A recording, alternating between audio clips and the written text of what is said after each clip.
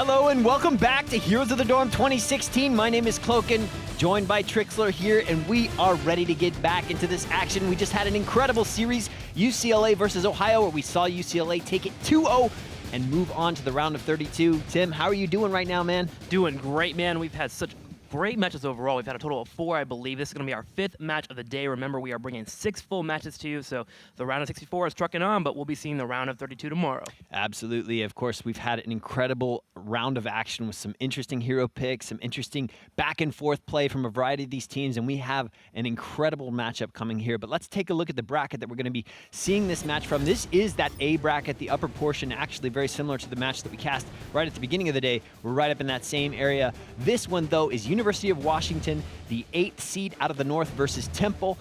4 guys and a dog, the 9th seed out of the East. So pretty even seeding matchup between these two.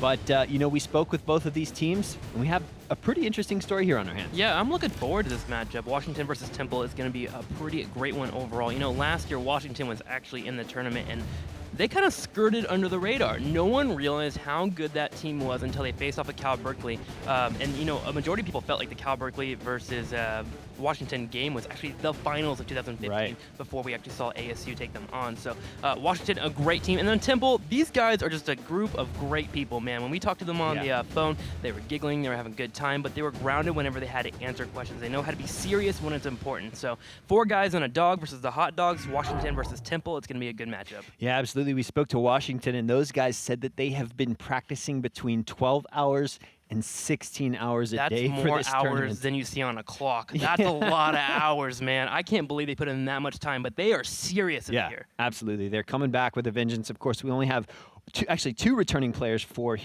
Washington coming into Heroes of the Dorm this year, Shiny and Sharsnik. But let's take a look at the gentleman who's leading the charge here for Washington, and that is this man, Shiny, one of those returning players, a very aggressive player. He loves his melee assassins, sophomore in computer science. He was the founder of the Illinois TESPA chapter. This guy is a solid leader and obviously a really great anchor point for this team. We're going to see a lot of Shiny play from him. Loves to get those aggressive kills. And of course, one of the cool things as well, Oshogun and Oshoyu, these are twins, brothers. So they have that link. They have Ohana, man. Yeah, they got Ohana. That's right. Yeah, this team in general is very powerful together. And you know, Shogun and Shoyu were actually the subs last year for Washington too, so they've been moved up in the world, if you will, to now be on the main roster. But this team in general loves assassins. More than 50% of their picks throughout the entire tournament has been more assassin-based than anything. They love their damage, and they love taking out opponents as soon as they can. All right, well, let's take a look at the other side of things. The red team, this is going to be the captain driving the charge for them. Temple, this is Fooly, again, really strong play. He parks himself on those warriors. You can see ETC, Liark, Johanna, and Murden, obviously a big fan of the ETC in the prior play that we've seen in those earlier rounds. He loves to go for it. He calls the shots, and of course, he's backed up by this crew, E-Dubs. You see him right there in the middle, another very strong player. He is scary. I played against him the other day. Yeah. He destroyed me a few times. I'm not going to lie. He's pretty good. Of course, there's Brog there as well. Interesting story really quickly about this team's name. They're named for 4 guys and a dog. Yep. And the reason why is because, not to give any names, but Brog sometimes in team fights will wander off like a lost puppy and then come back with an occasional like chain bomb or something on him and kill his team. So they have some goofy names because of that. Yeah, and then I think they say, "Don't be the dog." Basically, why are you wandering off like this dog? No, I was like, dang it, Brian. Yeah, don't be the dog, man. Why are you doing this? Okay, so those are our 2 teams. We're going to jump in and take a look at this draft for our first game. Of course, all of our first games in these matchups are happening on Sky Temple. So let's see what we're going to do here. Temple already kicking it off with that Zul'Ban. They know that he is basically one of these newest heroes. He's the newest hero in the game right now. Such a strong power in lane, and honestly, a hero that players haven't had a lot of time to learn how to counterplay against. Yeah, so from the small sample pool we've seen today, we've seen a lot of teams picking up Zul and really just pushing down lanes that a Temple is not in, which allows for them to get a nice level advantage. So nice ban here. False at the great ban too. He has so much map pressure on this map. Yeah, you know what's interesting about that Zul'Ban? I remember Temple saying that they really feel that Washington is not good against melee assassins. Yeah, they have a secret strategy actually here set up for them that we might see here. We'll talk about it if we see it pop up. But yeah, 2 melee characters that could come into play here. Yeah, absolutely. They really love the melee characters, and they really think Washington does not quite know how to play around those. In fact, we see Thrall picked up here. Obviously, solid lane presence. but one of these melee characters. So if we're going to see them banning out Zul, who, as we saw in some of our earlier matches today, his heroic Poison Nova can just destroy melee characters. So really nice move depending on what we see later in the draft. And of course, Greymane picked up by Washington. I mean, we've seen him all day. This guy's been wrecking teams. It's a strong mechanical hero that strong players should be on it. And iShiny is a strong player, and he loves this hero. So, of course, if he's going to be able to nab him, he'll do it with the first pick right away. The question is, what will be the second pick here for Washington? Of course, we've seen a lot of picks here overall. I think the most versatile player here for this team is actually going to be Shogun and Shoyu. Actually, players. They can play much anything. So you're going to grab a support pretty early because Terra is kind of a new addition to this team. You want to make sure that you get a comfortable hero for him and allow Shogun and Shoyu to be the guys that you pick last. Really cool to see Tassadar getting picked up here. This guy has yet to been able to make himself into a game today. I think this might even be our first game that we're seeing Tassadar. Mostly he's been getting banned out or just not picked, but maybe they're sensing that melee thing. Maybe they're sensing maybe some Zeratul, something like that coming out of Temple, but a nice pickup by them. Of course, Temple following with a Murden pick and a Sonya pick. Two warriors. Sonya known for her ability to get in and brawl it up, really kind of straddles the line between an assassin and a warrior. So again, melee characters though so far, all melee. Sonya was one of the heroes that Temple really wanted to pick up on this battleground. The other one was Illidan. However, I'm not sure if they're going to want to go with Illidan with having a Murden and a Thrall already on the team. It's a little bit too melee, and Washington could actually just walk into a KT if they wanted to and really just drop a chain bomb and destroy that team. Bans here are Uther and Johanna. Stitches will be a pick here for Washington. I like that against multiple melees. If you're able to snab a Sanyo or potentially a Thrall and drop a Force Wall behind them, you can blow up a character and go for a 5v4 instead. Yeah, the Stitches Tassadar combo can be a truly fearsome one if they get the collaboration on point, locking those heroes in. And of course, Rhaegar being picked up by Washington as their support. We've seen him all day in almost every single game. Rhaegar's such a solid healer, even with the changes that Blizzard just initially put in on his kit. He's still very strong. Such great group sustain coming out of him with chain heal. Oh wow, look at this. Lieutenant Morales, her first debut in Heroes of the Storm, round of 64. Nice to see her picked up here. Of course, Lieutenant Morales, such an incredible single hero healer. She has such incredible single hero sustain, through her healing beam. Of course, Caduceus Reactor is her trait that allows her to heal up when she's outside of combat, and she has some very interesting heroics. Stim Drone, which again could be applied to these melee assassins, increasing their attack damage, and then Medevac Drop Tip. I mean, you just never know if someone's going to use this thing. I love the Medevac. It gives you the opportunity to make so many plays, or of course failures, but we're not going to cheer for those unless we see them. But yeah, you can move across the map really and use that global pressure to your advantage, and it's actually really strong on Sky Temple. It's a little telegraphed so you can kind of read where your opponents are wanting to go, but it could still be a great pickup. Zagara will be the last choice here for Temple. And, this is actually a pretty strong comp. Devouring Maul would be great here as well. I'm feeling like Washington's a little bit more powerful, and then disengage and engage with Stitches and Tassadar here. Sonya and Thrall are going to have to play on point in this game. Yeah, interesting indeed. And, of course, last pickup here for Washington. Raynor, solid damage dealer. Good to see Jimmy in the game. Really cool pick by them, adding more basically auto attack damage, just range damage for them in general, and also a hero who can really keep himself sustained in the fight. So maybe you don't have to spend as much time paying attention to him as Rhaegar. You can kind of let him basically sustain himself in these team fights. So really interesting draft so far, but we want to hear what you think of this draft. Head on over to Twitter, jump on there, hashtag Heroes of the Dorm, and vote for your favorite team. Use vote OSU or vote UCLA. Actually, that is last game. Sorry, reading. I'm Braun Burgundy. Can you get that? No, this is hashtag vote UW or hashtag vote Temple. Let us know what you think. We want to see who you're rooting for in this game and what you think of that draft. Kevin, who are you rooting for, man? I really would like to see UW go further in this tournament. I'd like to see them realize their dreams in this comeback scenario for Dorm 2016. So I think I'm voting for those guys. I agree with you. I want to give them the love they deserve because in 2015 I completely ignored this team, and this year I'm actually going to pay attention and watch every single game they do. So Washington versus Temple is now coming at you. It'll be on the battleground Sky Temple. So let's hop on in. All right, Sky Temple, of course, one of our larger 3-lane battlegrounds. And let's take a look at these rosters. iShiny's going to be on Greymane. Oshogun playing that Stitches, his twin brother, Oshoyu on Raynor, and Terror on that Rhaegar. Sharsnik pulling in with the support on Tassadar. All right, on the other side of the battleground, you're going to see Temple, 4 guys and a dog grouping up here. E-Dubs, Fully, the Devil, the Jaycie, and Fully bringing out the roster. And, really, the people that I'm watching in this entire battleground is going to be our Sonya player and our Thrall player. All right, so just getting started here. We're watching. Let's see where these heroes set up in lane. Of course, we tend to see rotations between the bottom and mid lane in this battleground. So right now we're just seeing all of them set up here. Probably going to park in some bushes and try to get an early pick in this early game. Interesting strategy, one that is a little deceptive, but we do see the team of 4 guys on dog working together, spreading out that creep, getting that whole entire rotation available. We've been seeing a lot of college teams actually putting so much 4-man rotations on this battleground, which is kind of awkward because you don't see it as often in a lot of Heroes Storm play, but it's working for them. This creep tumor highway right there in the middle prevents that all from happening.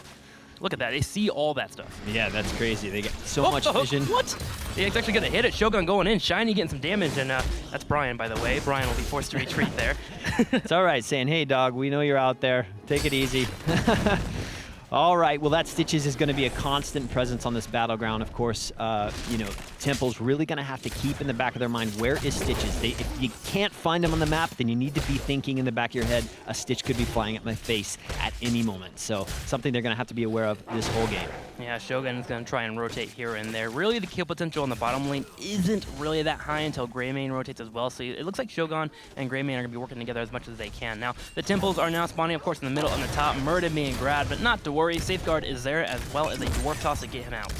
We're seeing that same synergy here between the Rhaegar and the Stitches we saw in one of the earlier matches. Just nice synergy with that Earthbind Totem following up on the hook. So we'll be watching that collaborative play between those two. But Fooly setting up camp here on this mid shrine, getting the early hits on their opposing team. Temple looking good, owning that up right now. Looks like we're going to go for the 1-for-1 trade. One team will get the top, one team will get the middle. And in the bottom lane, Zagara and Tassadar are going to go at it. Tassadar is actually a pretty solid choice against Zagara. She is a lane bully, and she can do a lot of work. But Tassadar can hang, man. He can actually sit there, he can soak for a little bit. He's going to slowly get whittled down, but with the ability to drink from the fountain, he'll be fine. And of course, that's a little more standard play, right? Seeing Zagara in that bottom lane, kind of holding it down, while the rest of the team sort of does the work in the top. And here we see Washington just trying to get the remainder of these shots off from the top temple. And again, like you said, 1-for-1 out of these two, unless DJ and D-Devil are able to push them off of this temple right now. Oh, the hook's going to pick up Fooly. Fooly a little bit low here. Is going to be able to get healed here from the Devil. Nicely done. DJ helping out with bringing in some slams, but overall, it looks like Washington will continue to absorb shots here. Fooly, though, finally bullying his way in, but it's just too late. Yep, so that's pretty good. They're both on even feet. Washington has had a little bit of an experience lead, but honestly, they're really neck and neck. They both just turned 5, going in closer to that level 6 talent here. So we will be there shortly, actually. I love the Shogun player playing Stitches. He's currently just throwing out hooks and left and right. He's all about opportunity cost, man. Get in there, and maybe I can get a hook, and suddenly we get a kill, and we keep up our experience lead. Yeah, absolutely. So right now, Stitches here moving in for the Siege Giants. Just picking up some early presence in lane, getting the support of these mercs, and yeah, really interesting pick by them. And excuse me, by the way, I think I said level 6 for the talent here. I don't know why I blinked on that. I meant to say level 7. I just recall that was... Oh, it's all good, man. It's just numbers. Too many numbers, man. Here's the storm. Numbers everywhere. Foley getting grabbed will get away. And, you know, Foley will probably position himself where if a hook does go out, he'll be the one to grab because he can get away really, really easily. In fact, he can even block it if he times out well enough with that Dwarf Toss. Now, both teams are just doing their best to get any map pressure they can here. They are neck and neck in terms of experience. We're going to have some pressure in the top lane as Sonya can solo those mercenary camps very nicely. And they'll probably rotate down here and try and grab their own giants within the next 30 seconds as we'll be seeing a temple spawn pretty soon. Yep, absolutely. Sharsnik holding it down here in the bottom lane. B-Rog and Lieutenant Morales down there also getting support, holding it back. But Merc's pushing in the top. And, you know, we're just basically holding out here, waiting to see what will happen with the next temple spawn. Both teams gathering experience, pushing ever closer to that level 10 heroic tier. Yeah, how these comps kind of work, it's really pretty normal right now to see too many kills in the early game. Most of the kill potential that's available for Washington is going to be in Shogun's hooks. But Shogun's going around and grabbing mercenary camps right now. So there's nothing really for Rhaegar, Tassadar, or a Raynor to do in their lanes except just absorb experience and make sure they hang in there. On the other side, you're not going to really see an engagement from Temple unless you see Sonya and most likely Fooly go for an engage on somebody. Absolutely, and of course, a little bit of an aggression by iShiny here, helping support these Merc camps. He's rotating down, though. Both teams rotating down once we have this bottom shrine spawning here, and of course, right now, Fooly and the red team there from Temple do have a leg up on positioning here. blue team trying to get down and figure out how best to engage. Draw a couple seconds late, but finally showing up just in time here. Temple, again, having the Temple held for a little bit. We're going to see what Shogun will do here. He'll be the one that kind of bullies his way into an area where he can get a fight. He wants to get a hook on the medic, but the Devil's playing pretty intelligently. He's hanging out behind E-dubs and also staying near the minions. Now an engage goes in, fully charging in. Shiny, low on HP. Can he get away? He will, just barely. Nice shield there from Sharsnik. Yeah, these two teams just sort of wading into each other. And of course, Temple, really smart move on their part to wait for that hook to be on cooldown and then go in for the aggression.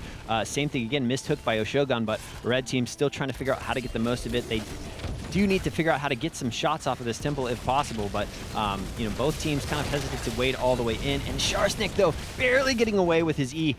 Nice job by him to stay in the game without losing his life. That shift was pretty good, fully keeping the pressure, and Washington is slowly losing this fight. The poke here from Brog and the Hydra's helping out a lot, and we see Sonya and Thrall really just kind of helping out in these fights, fully finally just detracting away all the fighting from here. And we had a fort actually lost in the very top right corner, and that experience will go to Washington, so nice grab on the minions there. We do see Temple starting to get a little bit confident here. I'm seeing E-dubs and Sonya really trying to get into a fight if possible. Absolutely, and both teams kind of neck and neck on the experience gain here as they both are heading towards this level 10 power tier. Should be coming very, very soon, and both teams really kind of completely even, though outside of the structural advantage for Washington, that one keep in the top. Yeah, Washington is a little bit ahead again because, yeah, that fort being taken down in the top right corner is a big deal, but something that you can't come back from, right? Yeah. Usually when you go to the mid game, as long as you have your keeps, you're available, you're totally in a situation where you can make a comeback. Zagara really keeping up on the creep spread in the bottom right corner. You see her constantly moving around, and usually you see teams kind of group up here and try and force a team fight. That's not happening. They're just staying in lanes and really trying to stay away from their opponents. Yeah, I feel like both teams are playing pretty cautiously. I mean, even in that team fight on the lower shrine, they both were just kind of like smashing their faces against each other and not really committing or going all in. So pretty cautious play coming out of both of them. There's Force Wall there blocking off E-Devil. Oh, and Sharsnik totally gone by E-dubs, totally. That poor Tassadar has been soaking so much damage this game. But yeah, going back to your point, Washington is going to play a little bit passively until they get until the later stages here, as they have double support, which means the majority of their damage is going to be coming from Raynor and Shiny, which means they need to be methodical with their engagements. They can't just walk in. Shiny doesn't have his own sustain, really. Rhaegar's going to have to pop down the healing, and then, of course, Jimmy is a hero that, or Raynor is a hero that doesn't want to get out of position because he can be bursted down quickly. The medevac, though, has been picked, and they're flying straight down to the fort, and they're going to deal with these giants. But had Washington stayed a little bit longer there, they may have been able to turn that around. Interesting to see the pickup on medevac. Like you said, for a battleground like Sky Temple, it is an interesting choice and can provide a lot of tactical decision-making with that heroic. It's such a strong power play. It's one that you have to be confident in. As again, we talked about earlier, you can make a mistake with that thing. I've done it a few times in my day. And the Devil, as long as he's making sure that he's doing safe but approachable medevacs, he can totally keep rotating around the map. And not only that, but most teams might not be aware of, not be as used to playing against a medevac team. So if you are making those calls correctly, you can really throw off the sense of timing, the sense of rhythm for the opposing team. And right now we're seeing these temples basically being exchanged one for one as well. The middle shrine going to Washington while the bottom shrine goes to Temple.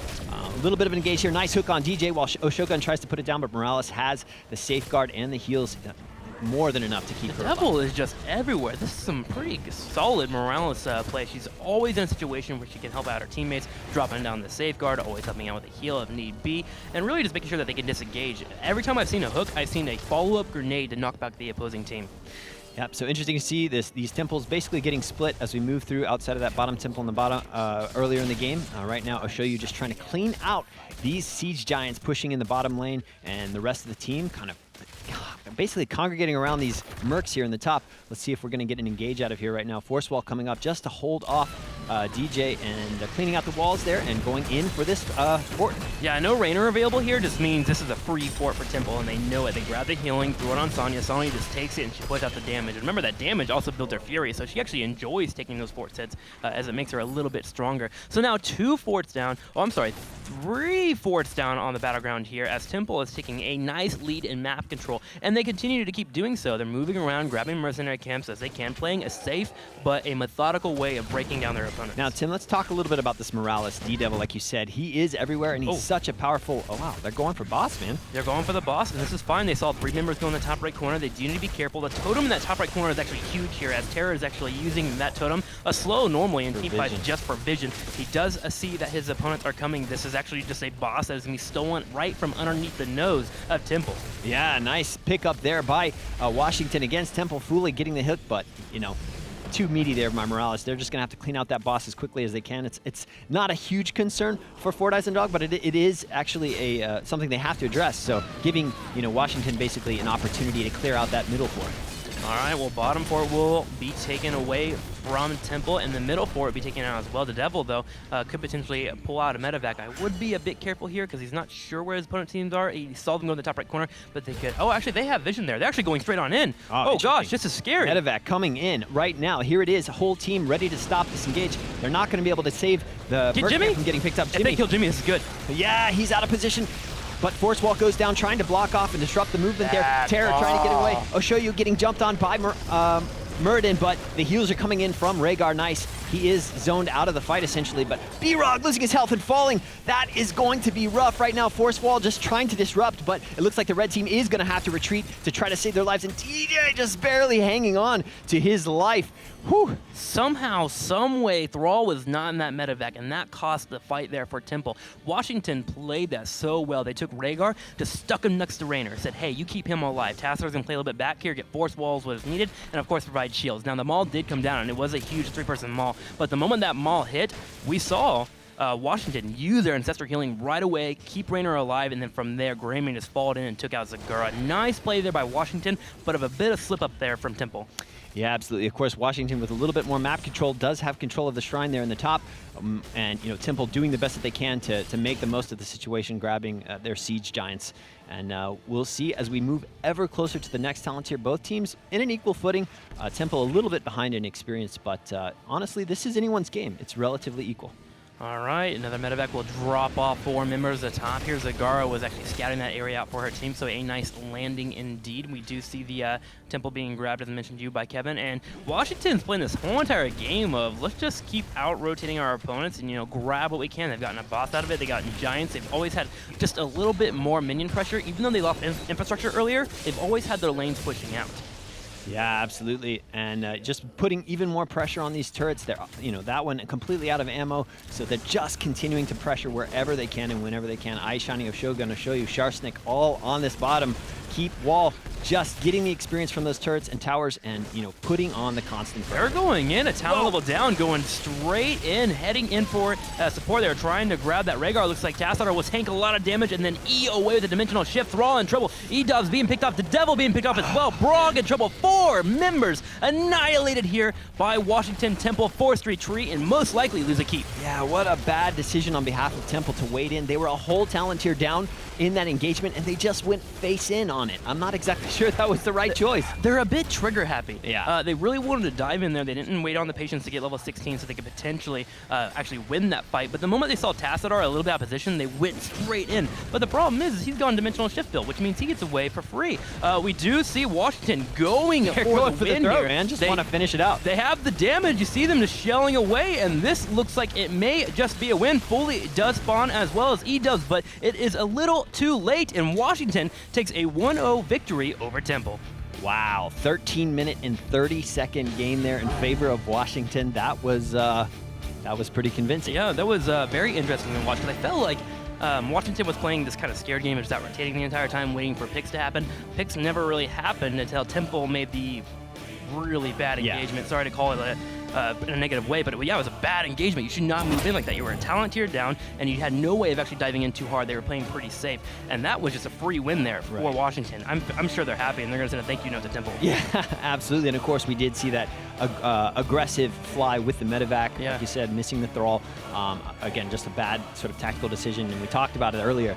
Those bad mistakes with a powerful heroic like medevac, which can either give you a huge leg up in a team fight or really cost you the entire game, essentially. it just put them even further back. Yeah, and the early game, I mean, Temple had a couple of good picks there. We saw that, but this was a major fight that really decided the game here. You see them go fully in, and they just went as hard as they could on Tassadar, but Tassadar was able to sneak away from that fight, and 4 members were just destroyed immediately. The Cigar Maul was a bit too late. The centering was a bit too early. Just small timings that really hurt them. Yeah, absolutely. Nice play there by University of Washington, showing how strong they are, how confident they are coming into this round of 62. Can Temple pull it back? Yeah, they had some strokes of brilliance there, right? Like they had a few things that were working out, and they were obviously very confident in what they picked. It's just small timing issues. They get that fixed, come into game number 2 a little bit more composed, and I could totally see them taking it to game number 3. Absolutely. Of course, we're going to be back on a battleground that will be chosen by Temple, so they will have a leg up in that sense, and we're not going anywhere. We got more games to bring to you. We'll see you right after the break. Don't go anywhere.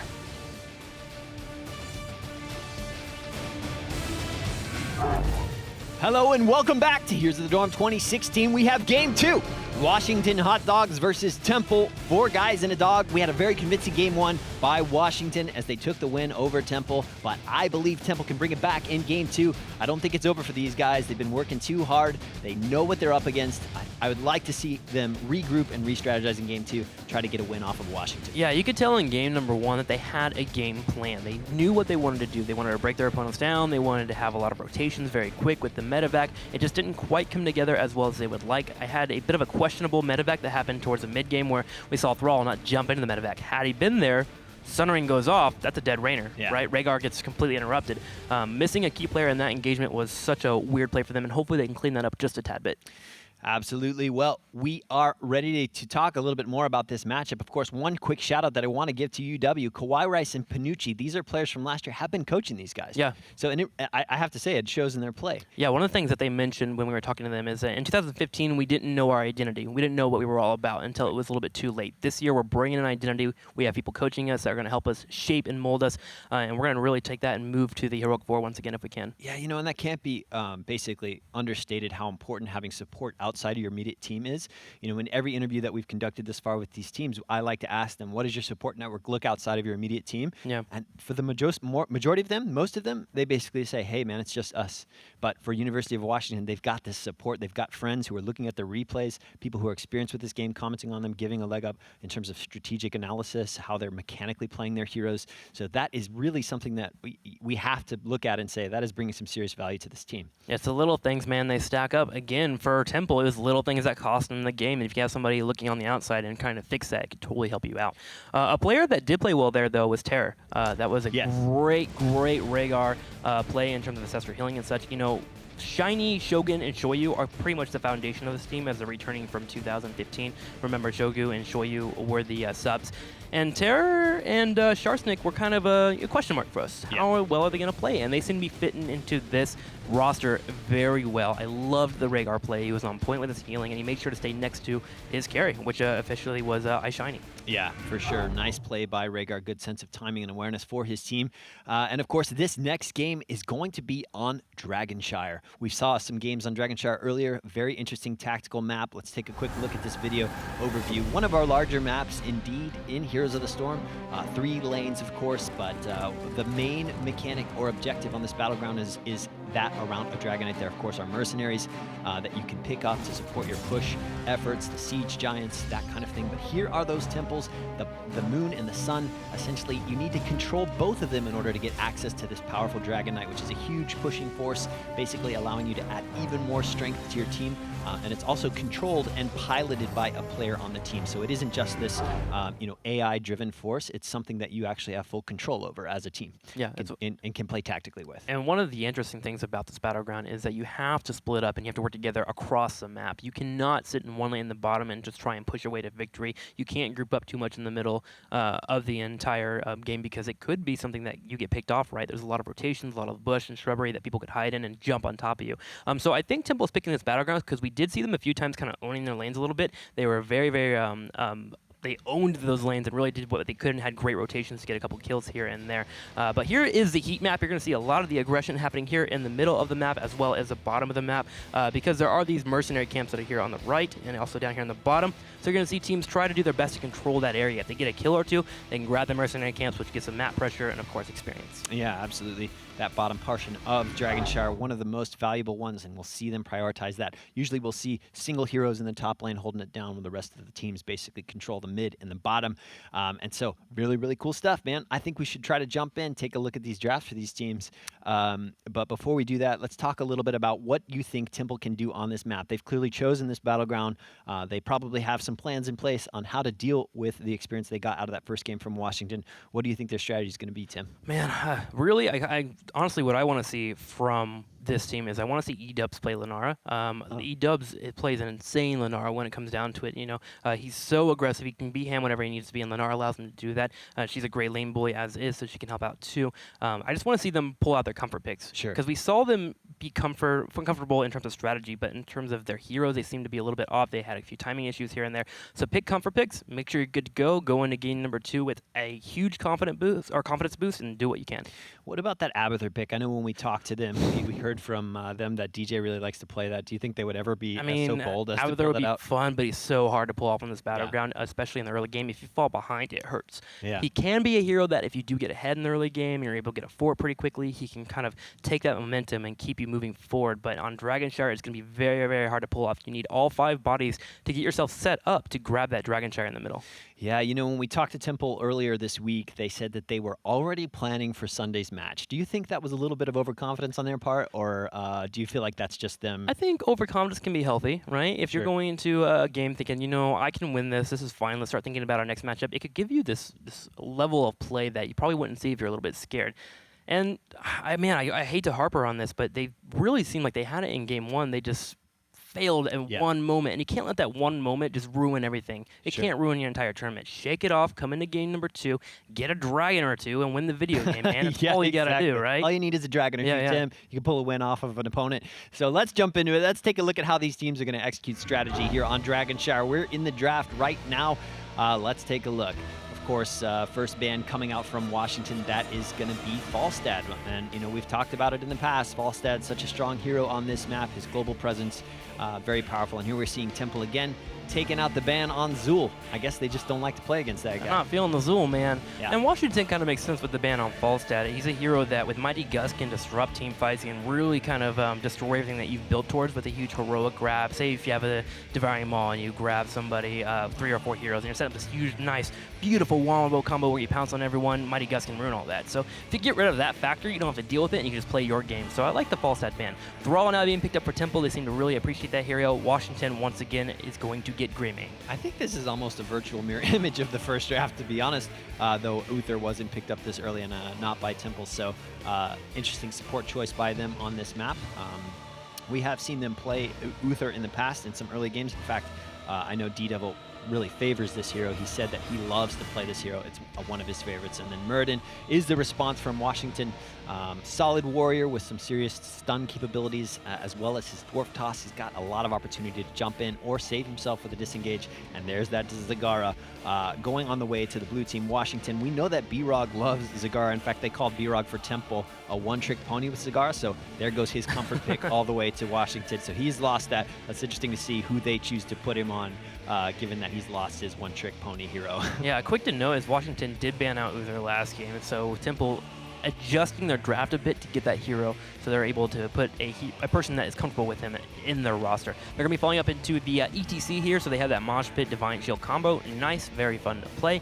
Muradin and Zagara are great for getting engagement, so Washington is feeling pretty awesome here. But I'm liking their comp so far, because Zagara can own that top of the part of the map, and then Muradin can roam really well, especially with Greymane. Li Ming is now picked up for Temple. A lot of damage there from Li Ming. We've been watching her all day just wreak havoc, especially with her critical mass trait, the ability to get resets, get kills, and basically power into full team wipes. And then the response from Washington, Lunara and Karzim. We didn't want to see the Lunara on side of Washington, but Washington picks him up. Hey, I'm glad to see her. She's a fun hero to watch. She spreads that poison, and Shoyu has a mean Lunara as well. Karazim's a pretty solid pickup as well. He can go into the engagements with Muradin and Greymane and help out with that healing, and of course, If he wants to grab Divine Palm, he can do so as well. And the Butcher, fresh meat. wow, will be the last pick here. And the Butcher is an interesting hero in terms of he wants to be able to sit in lane for a little bit, grab that fresh meat, and get the attack damage going up. He has Hamstring, Butcher's Brand, and Ruthless Onslaught. The thing about the Butcher is when he goes in, he is in. Dude, all the in. Team needs to follow up. You're going to watch Divine Shields most likely actually go on this guy. When he gets an engagement, puts a Butcher Brand on an opposing hero, he can heal up really, really quickly and, of course, sustain through a team fight. So, wow, the Butcher pick is a bold one. It's very bold. It's a very bold pick, but it's one that if it pays off, it can pay off well. Yeah, it's like as if Temple gathered all their chips and pushed them all in. They're all in. They're going for it.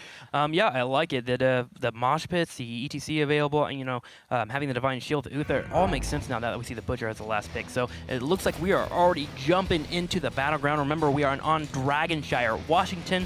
The hot dogs will be here on the very far left. Shiny, Shogun, Shoyo, Terror, and Sharsnik will be looking for their second win of the series so they can go to the round of 32.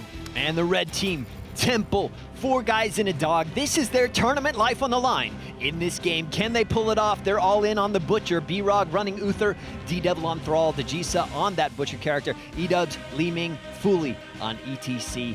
Let's see, Tim, can they pull it out? I really think, like you said, that Uther-Butcher combo, D-Shield, or Divine Shield as we really should be calling it, goes on the Butcher, protecting him so he can get his damage done. We're going to be seeing that combo. So I would love to see a lot of aggression from Temple here, and they are doing it. They're trying to set down here in the bottom left to pick somebody off, but I want to see them demoralize Washington in game number 2. I want to see them get a few Butcher kills and set momentum in their favor. Now, Zagara is going to put in very deep creep tumors here. Usually you put a couple in the bushes and you're good to go, but with the Butcher having that Ruthless Onslaught on his E ability to engage from pretty far away, you want to make sure that you have vision of him so you can make sure to retreat in time. I think that's right, Tim. They don't just want to win, they want a decisive win here, and there goes the Butcher with a stun there. Great man in trouble. So much damage. There it is, and DJ is trying to help out with the poking as well, and that was a quick 5v4. We should see a rotation down to the bottom lane. Zagara, though, does push the wave. This is the best play. If you ever see 5 people in the middle lane jumping on our teammates, push it in and deny them experience. If you look at the experience level, they're actually very similar. Thrall comes in and gets some free damage on Sharsnik, and that is a nice pickup for him. Yeah, good response indeed by Washington going into that.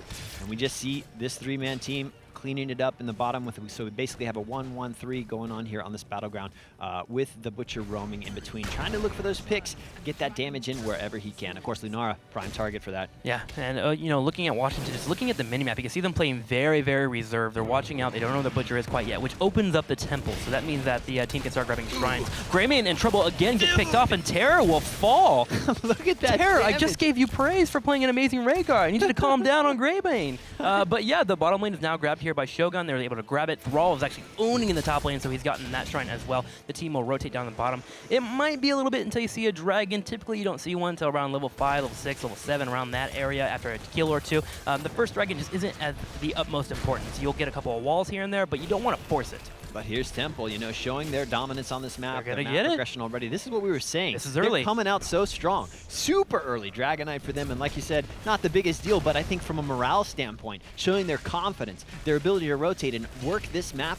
Wow, that's just fantastic. I'm down with it, man. I love the aggression. I love the early dragon. Now, see, it's getting chunked down pretty quickly, especially with Lunara and Terra, but they are grabbing these walls, which do give them experience. You see their experience bar at the very top, slowly but surely building them a nice lead, and you're going to see them all just completely rotate and really keep up with it. If they can keep some momentum up and get to level 10 before their opponents, they could be in a very strong position going into the mid-game. Absolutely. Nice play by them to rotate down, try to get these towers and get the experience out of these walls. Let's see if they can get this other one down before the Dragonite loses his health, and they have to retreat. Yeah, they definitely got this, and that will now look at that. They have almost a full level lead on their opponent. They're even going to take the fountain from them, just slowly getting a quick guitar hit on it. Now we'll pull back. Now it's all about where do we keep rotating to? Where's our next target? Lunara is a little bit of a nice target to grab, but she's playing so safe. And remember, she does have that extra movement speed because she does lunge around. So she is just sitting back and playing as far back as she possibly can. Very cautious play by Shoyu on Lunara, which is very smart. She is a fragile little deer after all, so let's see exactly how well he can hold off on the Butcher's imminent threat. He's sitting in the bush, eyeing her, going for a hunting spree. Shiny knows he's got to put his back up, and there goes the Wisp. Nice job by him to basically scout out whatever potential threat could be coming from the bushes. One of my favorite things to do when you're playing the Butcher is if you actually do get a lead, just keep popping your head out of random bushes and throw a cue at people. Just hamstring them, man. Just scare them, because it automatically makes them pull back a little bit, and they'll call it out to their team, hey, watch out, Butcher's in the middle lane, which means the bottom lane and the middle lane should pull back and play reserve, which opens up the free picking of mercenary camps. This is actually very, very bold of Terra and Shogun. Normally, no one grabbed this Knights until the later game, so they snuck down here and went to go grab it, but Lenara is in trouble in the mid lane, and she will get picked off by 4 members of Temple, and you're just seeing them constantly trying to grab what they can. Yeah, he's been eyeing her all game, so it's nice to just get it out of the way. He got that kill. Let's move on. So. I've heard the Lenara meat is probably some of the best meat you can get, as the Butcher just loves it, so now he'll go ahead and start dealing with these Knights out here as well. Lenara helping out, or Li Ming helping out as well. Ew, is the Devil going to get that? Wow. That's pretty awesome. That's the thing that doesn't happen very often. Although Thrall is very strong in lane, and he did get an early advantage, we saw that. Zagara is just so strong, especially with all that creep, so nice job there by Temple grabbing a kill with Thrall. You know, interesting, we heard Temple say that they did not believe Washington would be able to address melee assassins, so they have gone in on that strategy, and it's so far working out for them in this early game. Let's see if they can hold out as we move ever closer to level 10. Temple in the lead with the experience gain, a full level ahead of their opponents right now, and, you know, already in place for the spawning of the next Dragon Knight. They're taking control of the bottom shrine. Let's see how they can control this top one and if they can get access to it again. Yeah, Shrine's not coming up. Thrall coming into the area. Murden's actually pretty solid against Thrall, especially with the support of a Zagara, but Foley coming in from behind. Zagara in trouble. They should focus down Sharsnik if they can, and yet they just ignore Shogun.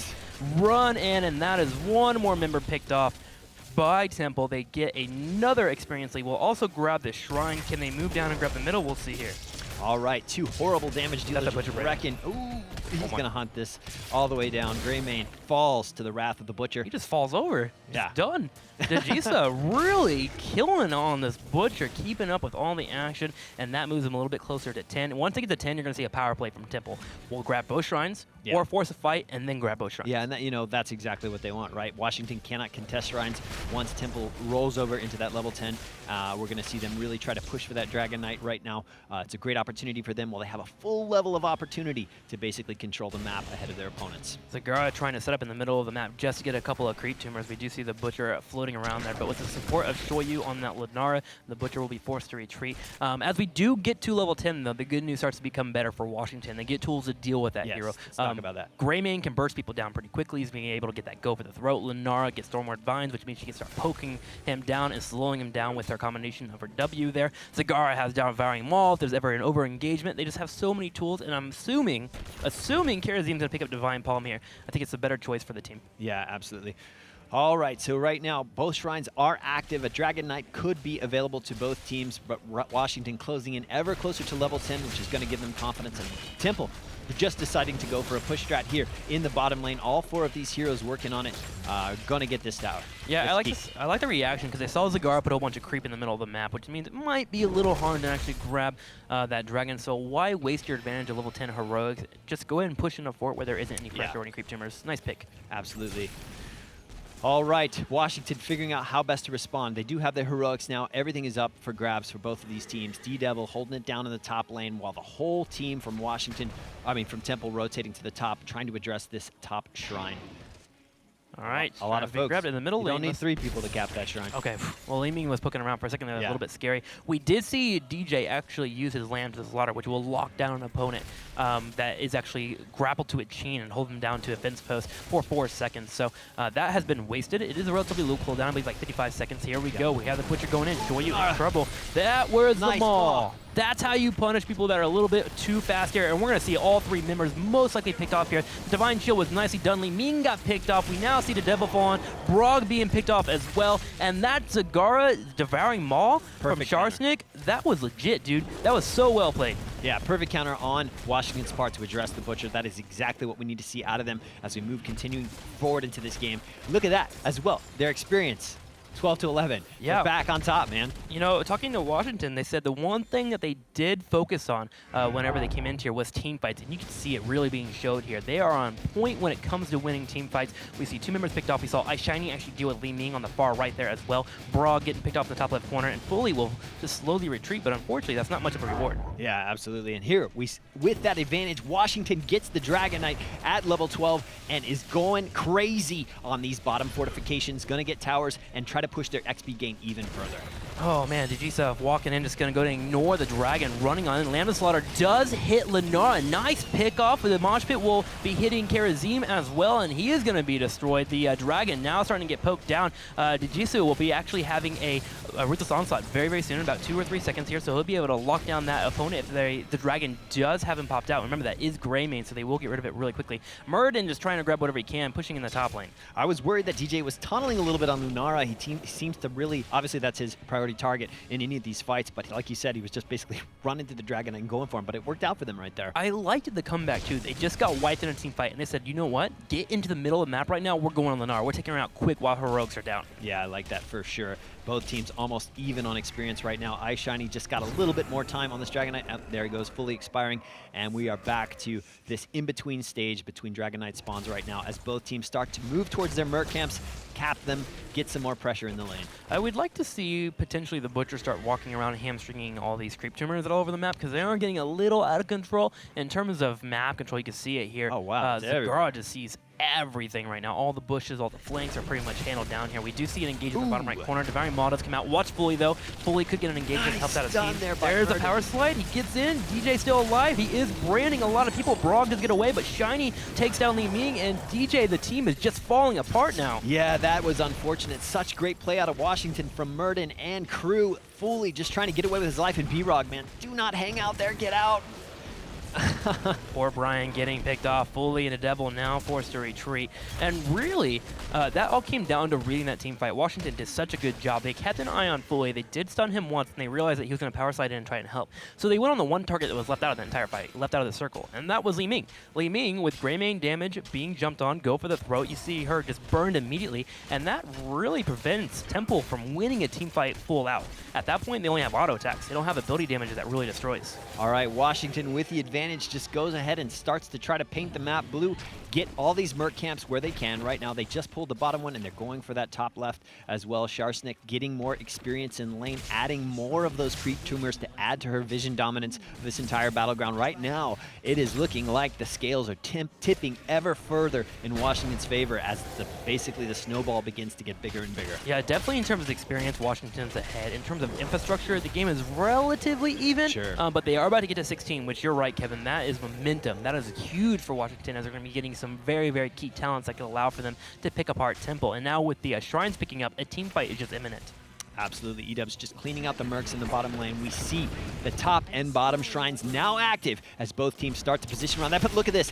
Fully going in for the Mosh Pit. He gets the stun on 2 heroes. So much damage going down. So great. Oh, but there's the Divine Palm saving. Oh, so good. Terra is back in the game, and here we see both teams trying to respond. Hot Dogs lose his gray main. It's a 4-on-5 scenario here in favor of guys, the 4 guys and a dog. Fully, though, low on health. They have to figure out how to reposition, and looks like Hot Dog's just trying to back away right now, which is a smart move on their part. Yeah, Temple kind of shot themselves in the foot a little bit with that Sundering. ETC Fully actually did grab Karazim that has the cleanse there and the Divine Palm, so if they kill Karazim, they win that team fight. However, the Sundering knocked Karazim straight out of the Mosh Pit, allowed him to Divine Palm himself, and that actually kind of saved the fight for Washington. You saw Temple kind of scrambling at that part. Need to be a little bit more careful and watch out for those timings.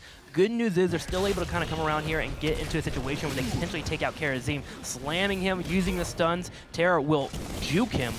Nice what juke, a legend. dude. That was going a legend. in? He just going in. I don't know about this, buddy. Go away. Needs to let go. Go away. Yeah, exactly. But that was a distraction. Washington was able to grab both Shrines during all of that, and now Temple getting a little bit too bloodthirsty is in a situation where they have to defend the dragon. Yeah, absolutely. They should try their best right now to defend this dragon, but they're backing completely off. There goes Lamb to the slaughter. Shogun in danger. So much damage coming out from E-dubs against the Shogun, but nice counter Maw there. Able to get DJ out of the fight. Fully, though, having to retreat. He gets knocked out as well. Oh, such a big kill on their part. And now, 4 guys and a dog. Temple just has to retreat.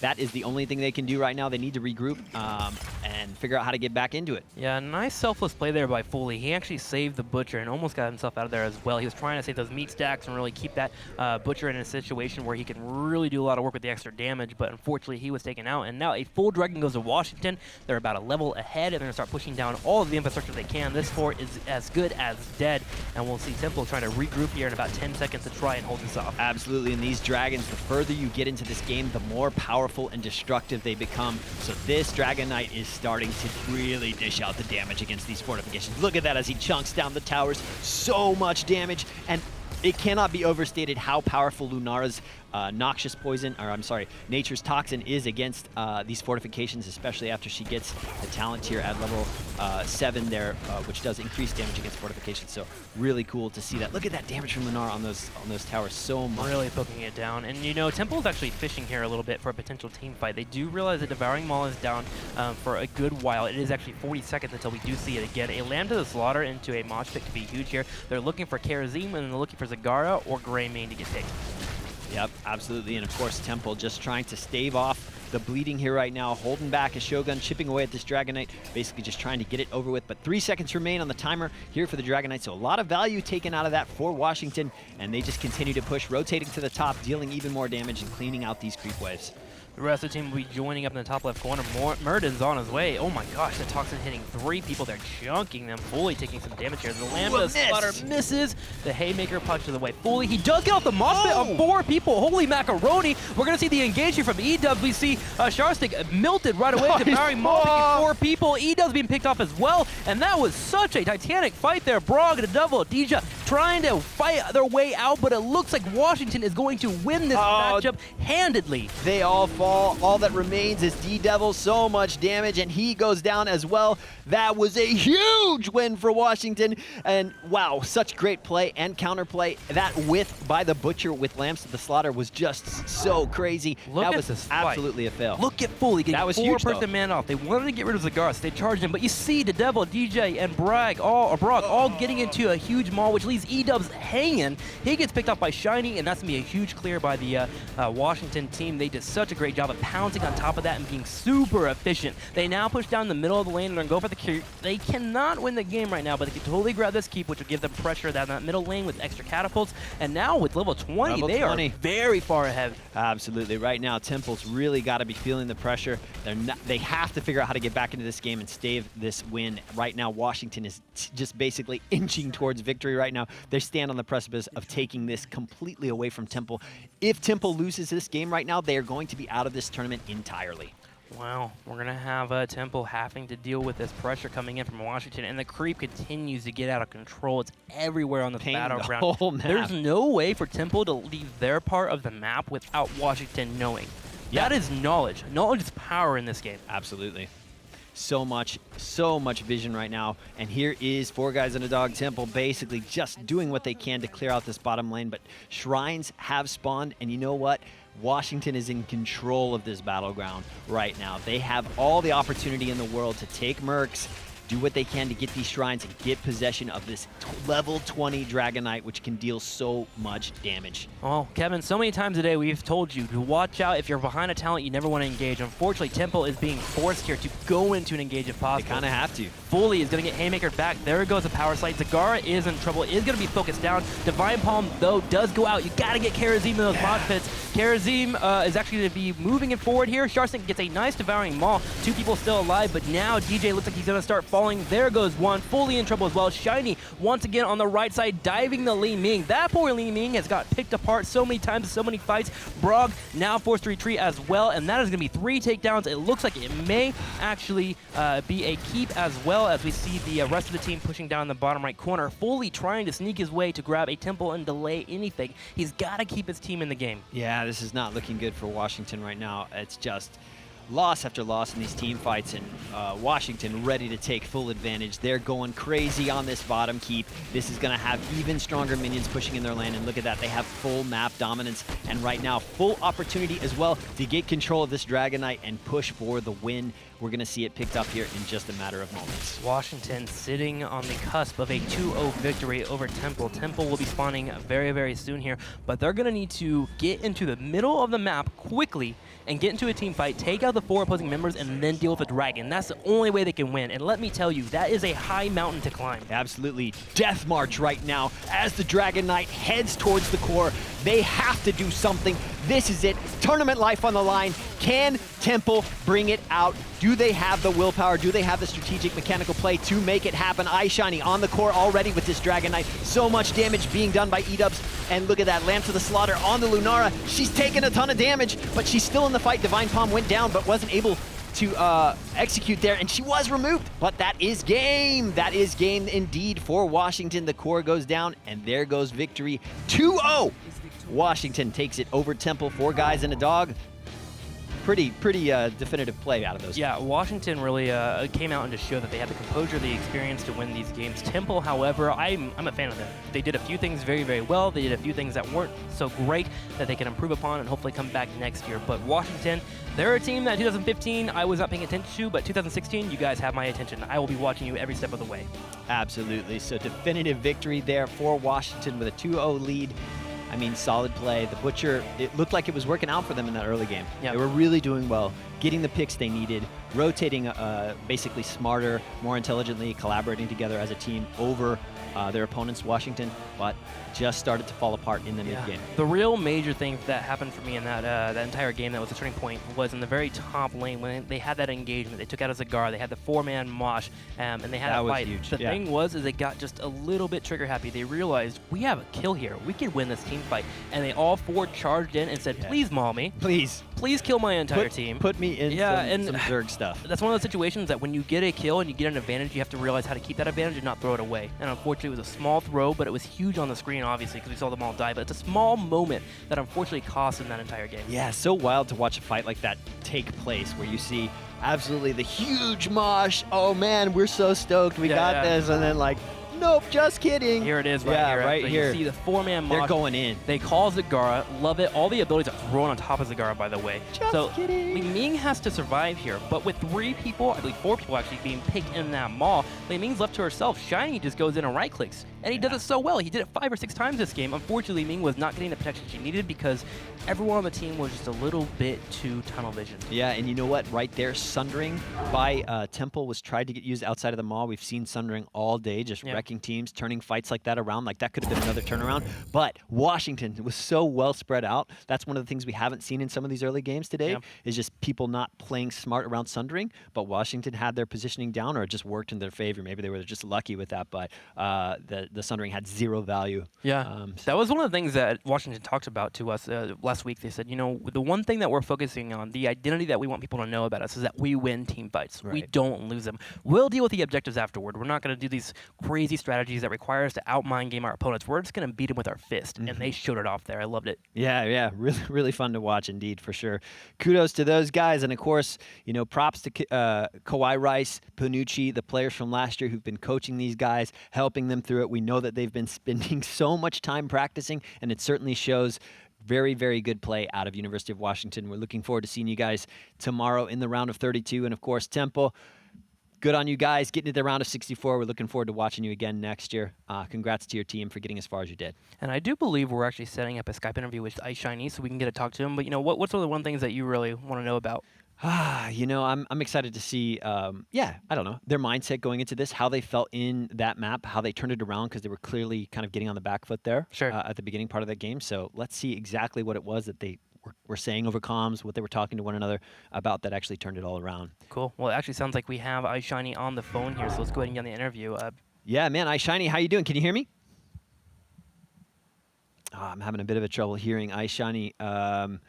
I'm glad you can hear me, though. I can see your face. You look great. You look happy. Look at that smile. Yeah, dude. 2 thumbs up. We got 2 thumbs. That's how pumped he is, man. Double thumbs, man. Let's see if we can get those audio issues fixed out, because I do want to hear from iShiny. Again, the team just came together so well. And I keep saying it over and over again. Washington, why are they under my radar? Yeah, I don't get it. Why am I not paying attention to this team more often? Yeah, we have to figure out how to address that, because the same thing happened last year. And so this year we're not going to do that anymore. Going in around 32, we got our eyes on you guys for sure. Let's try this again. Skype call with iShiny, captain of University of Washington. The Hot Dogs, are you there? Can you hear me, iShiny?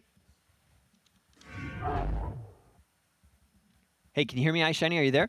Yes. Oh, there you go. There it is. Boom. He's got a voice. Audio. You know, it's awesome. Hey, man, congratulations on your win. Kudos to you guys for this 2-0 victory over Temple. How are you feeling right now? Feeling pretty good. Did you have any concern at all going into that game on Dragonshire with a butcher pick? And of course, it looked like some of the momentum there in the early game was going heavily in the favor of Temple, 4 guys into dog. How were you guys addressing that? How were you feeling even as a team or over comms? What was it you were saying to one another there as it felt like they were starting to build momentum in the early game? Well, we weren't too familiar playing against Butcher. We haven't played against many Butchers in scrims.